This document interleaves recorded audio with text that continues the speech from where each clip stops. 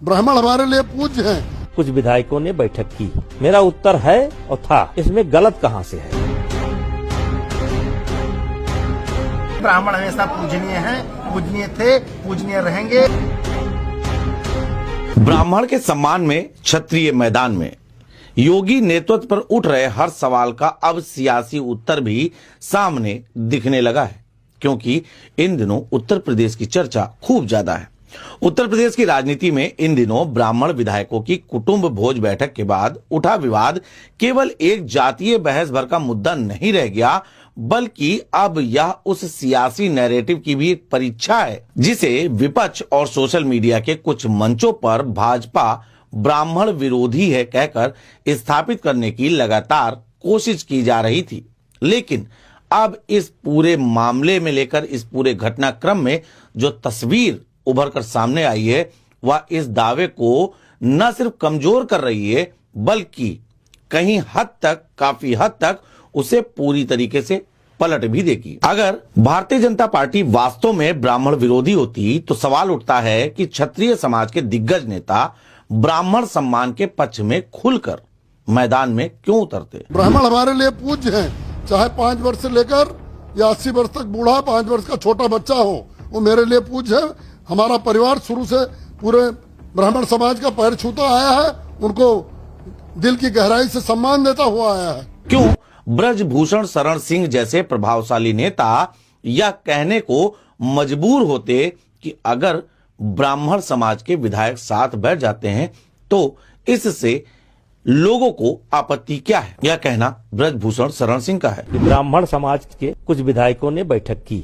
मेरा उत्तर है और था, इसमें गलत कहां से है? अगर ब्राह्मण समाज के विधायक लखनऊ में इकट्ठा हुए, आपस में परिचय किए, भोजन किए, चाय पानी किए, हाल चाल जाने, प्रदेश के या देश की समस्याओं पर चर्चा किए, सामाजिक ताने बाने की चर्चा किए, तो इसमें गलत क्या है? और इसके साथ ही क्यों करनैलगंज से विधायक अजय कुमार सिंह यह स्पष्ट घोषणा करते कि ब्राह्मण सदैव पूजनीय था, पूजनीय है और पूजनीय रहेगा। ब्राह्मण हमेशा पूजनीय हैं, पूजनीय थे, पूजनीय रहेंगे। हमारे बाबा दादा पुरखों ने उनकी पूजा किया है और मैं उनकी पूजा करता रहूंगा। क्षत्रिय मर्यादा और स्पष्ट पक्ष का आना यह कहीं न कहीं बता रहा है कि मामला कुछ और है।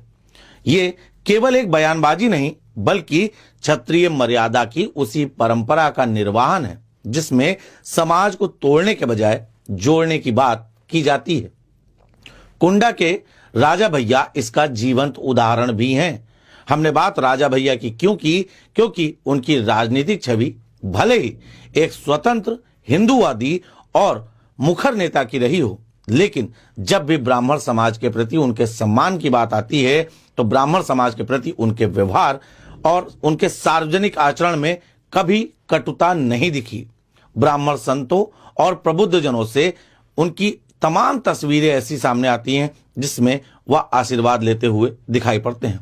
उनके यह दृश्य साफ तौर पर संदेश देते हैं कि सम्मान का रिश्ता राजनीति से ऊपर होता है।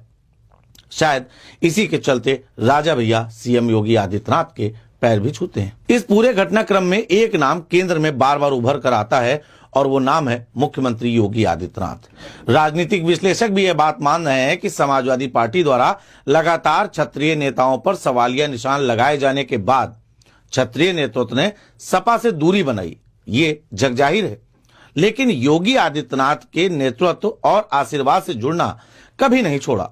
फिर चाहे वो अभय सिंह हो, राजा भैया हो, करनैलगंज के विधायक हो या अन्य क्षत्रिय समाज के नेता हो, सभी का रुख इस बात को साफ करता है कि योगी नेतृत्व उन्हें स्वीकार्य ही नहीं बल्कि मार्गदर्शक भी है।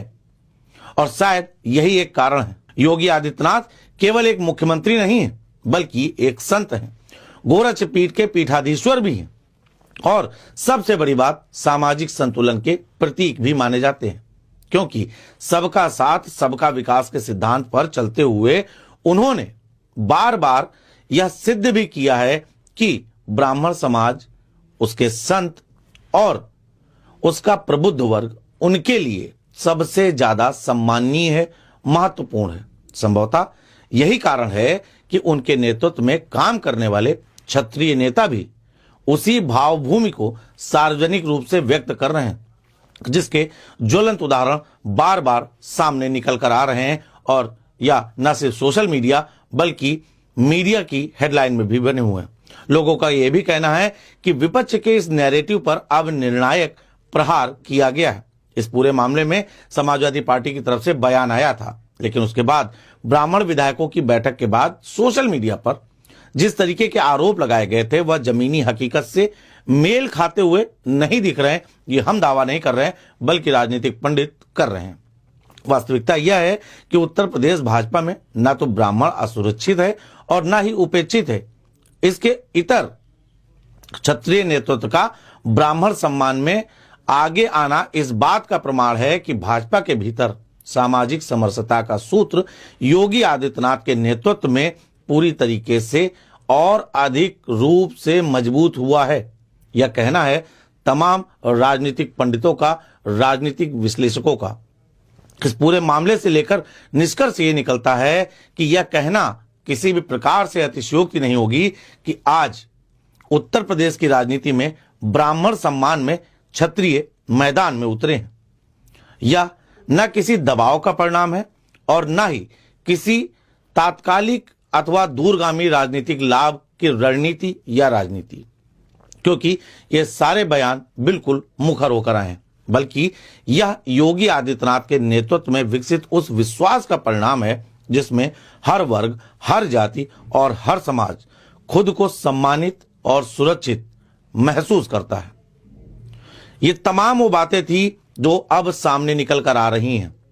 कहीं ना कहीं यह भी कहा जा सकता है कि संभवतः यही वो तमाम कारण हैं कि भाजपा पर लगाया गया ब्राह्मण विरोध का आरोप अब स्वयं ही धराशायी होता हुआ दिखाई पड़ रहा है और इसके केंद्र में है योगी का नेतृत्व, क्षत्रिय की मर्यादा और ब्राह्मण सम्मान का स्पष्ट निर्णायक संदेश।